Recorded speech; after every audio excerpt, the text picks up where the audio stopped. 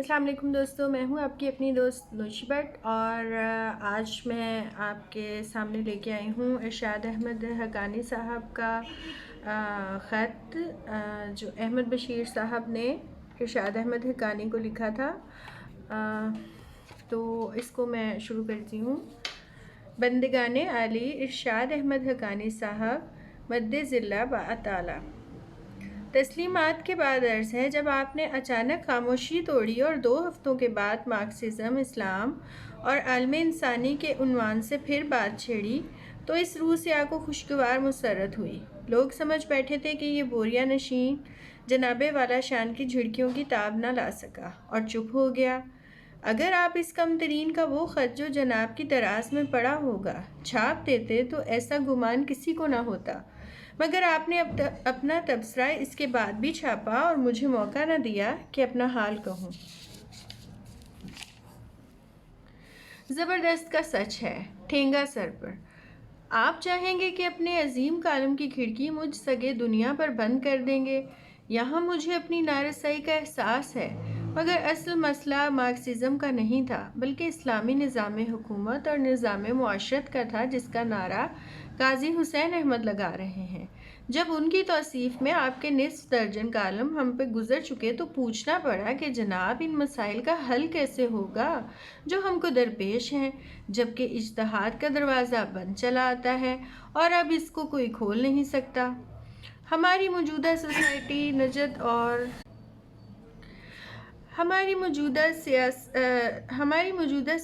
نجد اور حجاز یا اسی زمانے کے کوفہ و بغداد کے قبائلی اور جاگیردارانہ معاشرے سے بہت مختلف ہے۔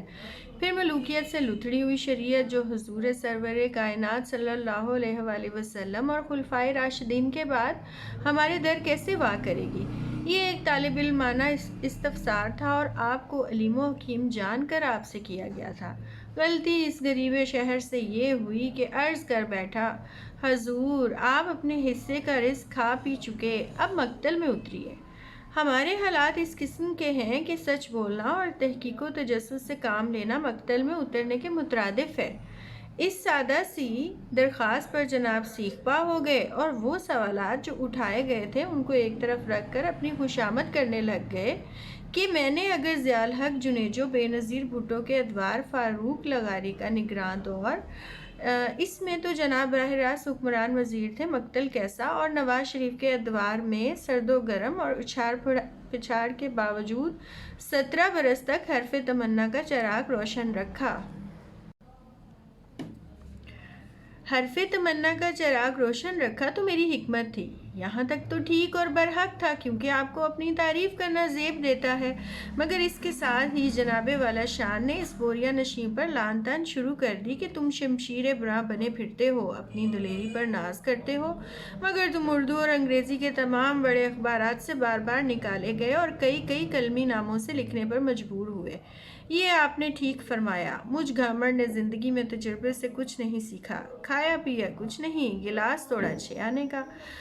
اچھا، میں یہ یہاں پر تھوڑا سا کلیئر کرنا چاہتی ہوں کہ ارشاد احمد حقانی صاحب جنگ میں لکھتے تھے، جو ان کا کالم آتے تھے حرف تمنا کے نام سے وہ لکھتے تھے، وہاں کالم ان کا ہوتا تھا اس ہیڈنگ کے ساتھ، اور انہوں نے قاضی حسین احمد کی کوئی جو ہے ان کی حمایت میں کوئی 6-7 کالمز لکھے، تو جب احمد بشیر نے ان سے اس حوالے سے جو سوالات کیے تھے تو اس کے جواب میں انہوں نے احمد بشیر کے متعلق ایک کالم لکھ دیا، جس کا جواب احمد بشیر اس خط کے ذریعے سے ارشاد احمد حقانی صاحب کو دے رہے ہیں۔ میرے خیال سے یہاں سے آپ کو تھوڑا سا کلیئر ہو جائے گا۔ آگے سے شروع کرتی ہوں۔ مگر حضور، یہی تو میری پختگی کردار کا ثبوت ہے۔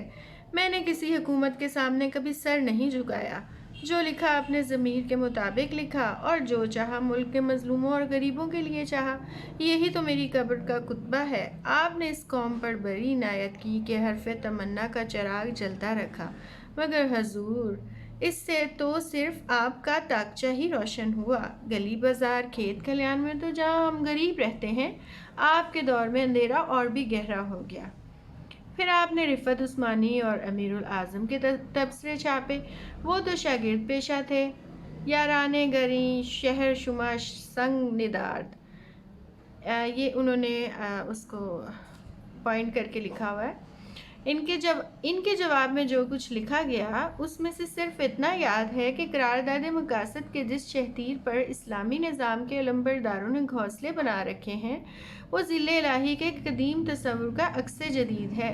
اسی کی روح سے نام نہاد منتخب نمائندگان کو حق دیا گیا ہے کہ وہ اللہ قادر مطلق کو اپنا سلیپنگ پارٹنر بنا لیں تاکہ اپنی بد کرداروں اور بے ایمانیوں کی ذمہ داری اس کی نیابت پر ڈال کر حسب دستور بادہ و سادہ کے مشاغل میں مصروف رہیں۔ قرارداد مقاصد دراصل شرک ہے، مگر ہمارے علماء کرام اس پر بغلیں بجاتے نہیں تھکتے کیونکہ ادھر سے ڈوئی حلوے کی انہیں بھی ملتی ہے۔ اسی لیے ان میں سے کسی نے بھی آج تک ہم بھوکھوں ننگوں کا غم نہیں کھایا اور مطالبہ نہیں کیا کہ تقسیم دولت کا نظام بدلا جائے۔ ان کا سارا زور نجی ملکیت کے تقدس پر ہے۔ بھٹو کی تحریک کے زمانے میں 313 علماء کرام نے سوشلزم کے خلاف جو فتویٰ دیا تھا اس میں نجی ملکیت کو آدھا قرآن کہا گیا تھا۔ کبھی یہاں جناب اس پر بھی بولے؟ عصم نوستہ کے سیاسی فلسفی اور فقہ المادردی نے احماق السلطانیہ میں امام ابن تیمیہ نے بھی ذل الہی کے تصور کو باطل ٹھہرایا ہے۔ یہاں اس میں قائد اعظم کے سیاسی اور اقتصادی نظریات کا حوالہ نہیں دیتا جنہیں وہ اسلامی سوشلزم کہتے تھے۔ علماء اکرام اور درباری دانشور یک طرفہ پروپیگنڈے کے زور پر ان کو قائد اعظم کے جسد خاکی سے بھی گہرا دفن کر چکے ہیں، جیسا کہ کوئی عالم ابن اخ تک اس کافر کی قبر پر فاتحہ پڑھنے نہیں گیا کیونکہ وہ سیکولر تھا اور سماجی انصاف کا وعدہ کرتا تھا۔ مگر یہ کیا تماشا ہے کہ اس نے جو ملک بنایا تھا وہ اسلام تھا اور اس لحاظ سے مولویوں کی جاگیر ہوا ہو۔ بقول مولانا مودودی خدائی فوجداروں کے لیے اس کے سوا چارہ نہیں کہ وہ اقتدار پر قبضہ کر لیں۔ ان کی بیچارگی پہ ترس آتا ہے، مگر آپ جو اس عاجز کے جبڑے توڑنے پر لگے ہوئے ہیں ان مسائل پر چپ رہے جو اس مارکہ حق و باطل میں قاضی صاحب کو پیش آئیں گے۔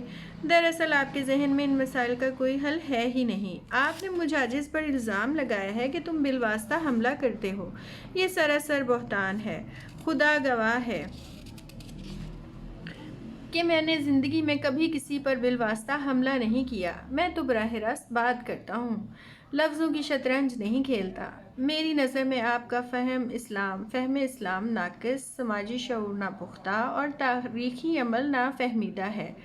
آپ منتقم مزاج ایسے ہیں کہ اگر کوئی آپ سے اختلاف کی جرأت کرے تو آپ اس سے مطالبہ کرتے ہیں کہ تم اعلان کرو کہ میں منکر اسلام ہوں، تاکہ پھر آپ اس بد نصیب کو بھیڑیوں کے سپرد کر کے حرف تمنا کی دیوار پر ٹانگیں لٹکا کر بیٹھ جائیں اور اس کی ٹکا بوٹی ہونے کا تماشا دیکھیں اور مونگفلی ٹھونکیں۔ اس غریب شہر نے اختلاف یہ کیا کہ کہا اجتہاد کا دروازہ صدیوں سے بند ہے اور اب اسے کوئی نہیں کھول سکتا۔ چنانچہ ہمارے اسلامی سیاستدان جن کے لیے اقتدار پر قبضے کے سوا چارہ نہیں کوئی مسئلہ حل نہیں کر سکیں گے، اور اسلامی حکومت پر قبضے کے بعد بھی پتہ نہیں چلے گا کہ قاضی صاحب آ رہے ہیں یا قاضی صاحب جا رہے ہیں جیسا کہ پہلے ہوا۔ ان کو اور ان جیسوں کو تو یہ بھی معلوم نہیں ہوگا کہ اجتہاد کا دروازہ کس پر بند کیا اور کیوں بند کیا۔ یہ معتزلہ کی فکر جدید کو روکنے کے لیے بند کیا گیا تھا۔ ان سے پہلے عربیوں اور ایرانیوں پر یونانی فکر کا غلبہ تھا اور اس کی روشنی میں وہ قرآن کی تفسیریں کرتے تھے۔ یونانی فکر کے مطابق کائنات ایک مکمل شدہ اکائی ہے جس میں نمو اور ارتقاء حیات کی کوئی گنجائش نہیں۔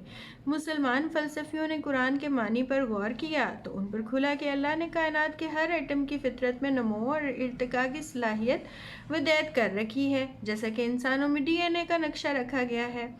اس کے اور کائنات کے بارے میں ان کے تصورات بدل گئے اور انہوں نے تجسس اور تحقیق شروع کر دی۔ چنانچہ ساری بنیادی سائنس انہوں نے مرتب کی۔ ان سے غلطی یہ ہوئی کہ انہوں نے ملوکیت کے ادارے کو بھی پوچھنا شروع کر دیا کہ تم کس کھیت کی مولی ہو اور یہ تقدیر کیا چیز ہے۔ مامون الرشید کے زمانے تک تو ان پر خیر گزری، پھر مولوی اور جاگیردار ان کے پیچھے پڑ گئے، انہیں چن چن کر قتل کیا گیا۔ ان کی کتابیں جلا دی گئیں اور اجتہاد کے تحقیقی فکر جدید کا دروازہ ہمیشہ کے لیے بند کر دیا گیا تاکہ کوئی نیا خیال مسلمانوں کے ذہن میں پیدا نہ ہو سکے اور حال مست اور حکمران مال مست رہیں۔ مگر خیالات کہیں قفل ڈال کر رکھے جا سکتے ہیں۔ متزلہ کے تصورات براستہ اسپین یورپ جا پہنچے جو ابھی جہالت کے غاروں میں پڑا سوتا تھا۔ ان خیالات کی وجہ سے وہاں نشاط ثانیہ ہوئی، تجسس اور تحقیق کا ذوق پیدا ہوا اور آگے چل کر اسی سے صنعتی انقلاب نے جنم لیا۔ ہم کہاں ہیں؟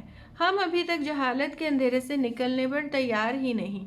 یہی وجہ ہے کہ سارا عالم دولت مند ہونے کے باوجود ذلیل و خوار ہے اور جب تک اس کی سوچ سوتی رہے گی اس کے بھاگ نہیں جاگیں گے۔ اسلامی نظام آئے یا نہ آئے۔ علامہ اقبال بھی اجتہاد کے بارے میں پریشان رہے اور انہوں نے اس سلسلے میں مولانا انور شاہ سے مکالمہ بھی کیا، مگر پھر انہیں موت نے مہلت نہ دی اور یوں دل بدمست بجگاہ افتاد انہوں نے ترکی کے اس اجتہاد کی تعریف کی تھی کہ خلافت ایک فرد کی بجائے پارلیمنٹ کو بھی دی جا سکتی ہے، مگر ابھی تک کچھ بھی ثابت نہ ہوا تھا۔ مجھے تو یہ بھی یاد نہیں کہ یہ اجتہاد اتاتورک کا سیاسی فیصلہ تھا جس پر علماء نے مہر تصدیق ثبت کر کے جان چھڑا لی، یا یہ علماء کرام کا آزاد فیصلہ تھا جس سے مصطفیٰ کمال نے سند لے لی۔ ایک مرتبہ علامہ یوسف گرائیہ سے اس سلسلے میں بات ہوئی تھی جو ترکی کے فیصلے کو اجتہاد سمجھتے تھے۔ عرض کیا کہ جناب، کیا ایسی پارلیمنٹ کو جیسی کہ ہمارے ہاں منتخب ہوا کرتی ہے اجتہاد کا اختیار دیا جا سکتا ہے؟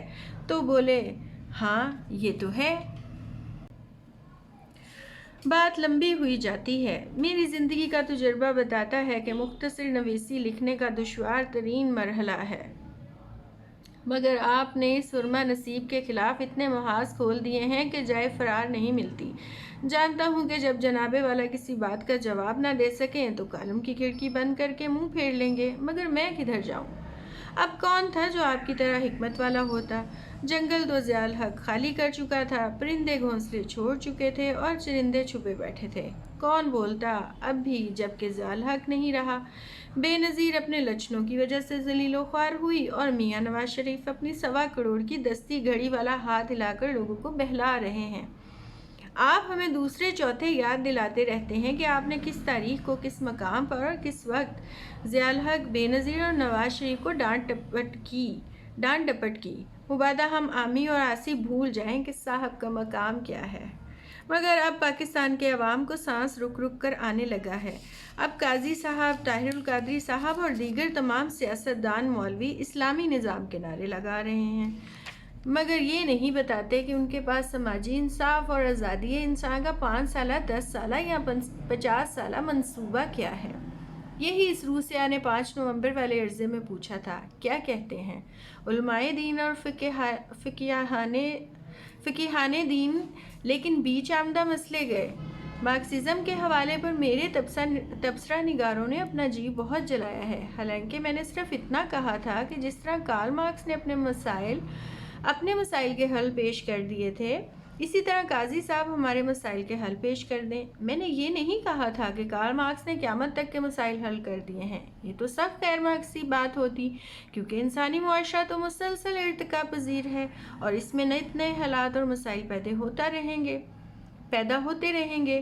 اس حقیقت کے پیش نظر میں یہ کیسے کہہ سکتا تھا کہ کارل مارکس نے تمام سوالات کے جواب ابدی طور پر دے دیے ہیں، مگر ہمارے دانشوروں کو جو آپ ہی کی طرح مڈل کلاسی ہیں اور فقط آج کے حقے کے پانی کے لیے جیتے ہیں، ایک ہتھوڑا میرا سر کچلنے کو مل گیا۔ لو صاحب ہمیں مار ڈالو، مگر اس کے وہ سوالات تو جواب طلب ہی رہیں گے جو پیداوار دولت اور تقسیم دولت کے اسلامی منصوبوں کے بارے میں پیدا ہیں۔ مارکس کو گالی دینے سے ہمارا مسئلہ حل نہیں ہوتا، اسے قبر سے نکال کر پھانسی پر لٹکا دیجیے، مجھے کیا لینا دینا۔ وہ ایک مفکر تھا جس نے تاریخ کے گہرے مطالعے کے بعد اس کے عمل کے کچھ اصول وضع کیے تھے۔ اسی لیے اقبال نے اس کے بارے میں کہا تھا، نیست پیغمبر و لیکن در بغل وارد کتاب۔ اچھا تھوڑا سا مجھے اس پر کیجیے گا کہ چونکہ فارسی میں نہیں جانتی تو تھوڑی کمی بیشی ہو تو گستاخی